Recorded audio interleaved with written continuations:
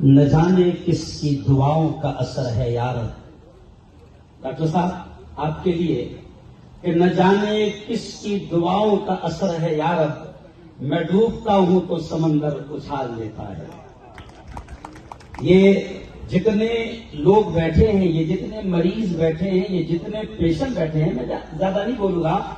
मैं आपके इस कार्यक्रम को इतना पवित्र मानता हूं सर। आप तमाम की मालूमात के लिए कह दूं कि मैं अभी 17 दिन से सऊदी अरब में था, मक्का में था, मदीना में था, जिसे आप उम्रा या हज यात्रा कहते हैं, मैं उसमें था। मुझे फोन आया कि प्रोग्राम शुरू हो चुका है। 11:15 बजे मैं रेलवे स्टेशन उतरा।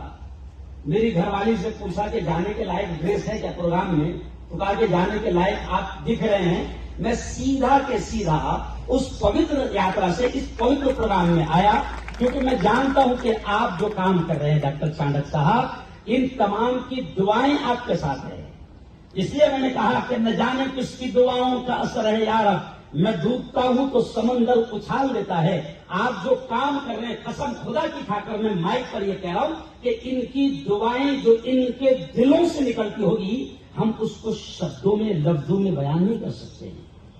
लेकिन आज मैं सिर्फ 2 बातें आपसे कहते जाऊंगा कि यकीनन आज हम इंटरनेशनल कैंसर डे के तौर पर मना रहे हैं। उसकी बेदारी, उसकी जागरूकता के लिए हम काम कर रहे हैं। मैं चाहूंगा कि ये जितने मरीज हैं, जिनको खुदा ने यहां पर डॉक्टर चाणक्य साहब के हाथों से शिफा दिया है, मैं इन मरीजों से कहूंगा कि आप अपने गांव में, अपने मोहल्लों में, अपने समाज में, अपनी बस्ती में आप ब्रांड एम्बेसडर बनकर जाएं और लोगों को बताएं कि जिस वजह से हमको ये बीमारी हुई थी, हम अब इस बीमारी को आगे बढ़ने नहीं देंगे।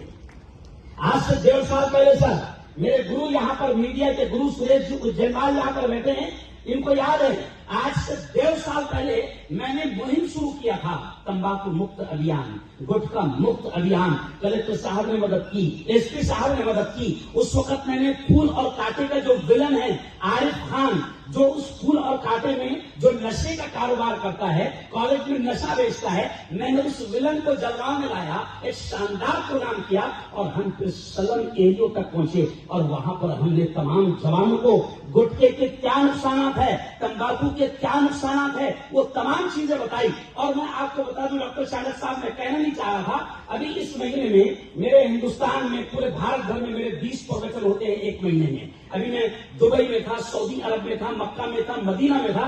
आज मैं आपको बता रहा हूं, मैं मुंह पर तारीफ करना मुझे अच्छा नहीं लगता, मेरे 10 प्रवचन में मैंने डॉक्टर नीलेश चाणक्य का नाम लेकर कैंसर से कैसे बचा जाए, मैंने इसको बयान किया। मैं 2 शब्द में अपनी बात खत्म करूंगा कि मैं आप तमाम की तरफ से, बल्कि यहां पर जलगांव वासी अभी नहीं है, मैं जलगांव वासियों की तरफ से, तमाम की तरफ से शुक्रिया अदा करता हूं डॉक्टर चाणक्य साहब का इस बात पर कि इतना बेहतरीन डॉक्टर, ये डॉक्टर पूना में रह सकता था, ये डॉक्टर मुंबई में रह सकता था, ये डॉक्टर मेट्रो सिटीज में नोट कमाने की मशीन बन सकता था, लेकिन इस डॉक्टर ने अपनी सलाहियत, अपनी काबिलियत को अपने शहर और अपने जिले के लिए योगदान कर दिया। इस पर हम तमाम मिलकर आपका शुक्रिया अदा करते हैं। और यही बात कहकर अपनी बात को खत्म करूंगा कि अभी सबसे ज्यादा जो कैंसर की बीमारी को आम करने का जरिया बन रहा है, वह है गुटखा, वह है तंबाकू।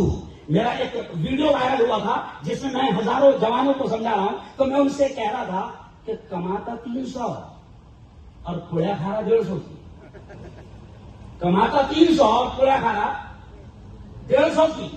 जबड़े काटे जा रहे हैं, होठ काटे जा रहे हैं, दाल काटे जा रहे हैं, चेहरा जो कुदरत ने हसीन और खूबसूरत फेस और खूबसूरत चेहरा आपको दिया था, वो चेहरा बिगड़ रहा है। तो मैं तो ये चाहूंगा कि हर इंसान की जिंदगी बड़ी कीमती है और हर एक को बचाने का काम, मैं आपसे ये कह रहा हूं कि ये इबादत का काम है, ये पुण्य का काम है, ये नेकी का काम है।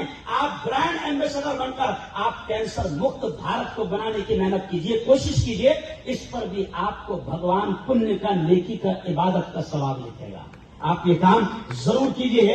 और मैं ग्राम गौरव जो आज प्रोग्राम रखा गया है, प्रकाशन है, मैं उन तमाम उस पूरी टीम को अपनी दिल से हार्दिक शुभेच्छा पेश करता हूं और फिर मैं इसी बात पर अपनी बात को खत्म करता हूं कि यकीनन कैंसर बड़ी खतरनाक बीमारी है, इसलिए इंटरनेशनल डे कैंसर डे 4 फरवरी को मनाया जाता है ताकि लोगों में जागरूकता और बेदारी पैदा की जाए, कैसे कैंसर से बचा जा सकता है इसकी मुहिम चलाई जाए, लोगों को समझाया जाए, जवानों को समझाया जाए। यकीनन ये बहुत अहम काम है, लेकिन मैं ये कहता हूं कि हमको मायूस होने की भी जरूरत नहीं है। अगर डॉक्टर चाणक्य अगर अपनी पूरी टीम इस तरीके से खड़ा कर देंगे, आपको थोड़ा सा कैबिन से निकलकर समाज में भी आना पड़ेगा ताकि आपकी सलाहियतों का फायदा मार्केट तक पहुंचे और आम इंसान तक पहुंचे। तो मैं कहता हूं कि हालात जरूर बदलेंगे। मेरा देश, मेरा महान देश, मेरा भारत, मेरा हिंदुस्तान कैंसर मुक्त जरूर हो जाएगा। हम मायूस नहीं हैं। इसी पंक्ति पर अपनी बात को खत्म करूंगा कि दिल बदल सकते हैं, जज्बात बदल सकते हैं,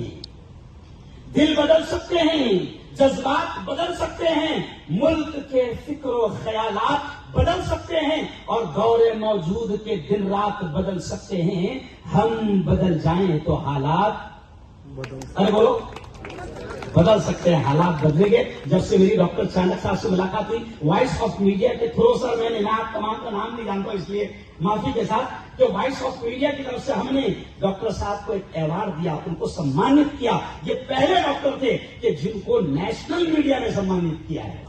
इसी वजह से कि डॉक्टर चाणक्य साहब एक बड़ा काम कर रहे हैं। हमारी दुआएं डॉक्टर चाणक्य साहब के लिए, और हम तो कहते हैं कि डॉक्टर साहब हम जिस काम में भी आपके साथ आ जाएं, आप जब भी हमें याद करें हम आपके साथ रहेंगे, क्योंकि आप खुदाई काम कर रहे हैं, आप ऊपर वाले का काम कर रहे हैं। उसके बंदों से जो प्यार करता है, उसके बंदों को जो बचाने का काम करता है, वो उससे मोहब्बत करता है, तो वो भी आपसे मोहब्बत करता है। इसलिए हम भी आपसे मोहब्बत करते हैं। जय हिंद, जय महाराष्ट्र।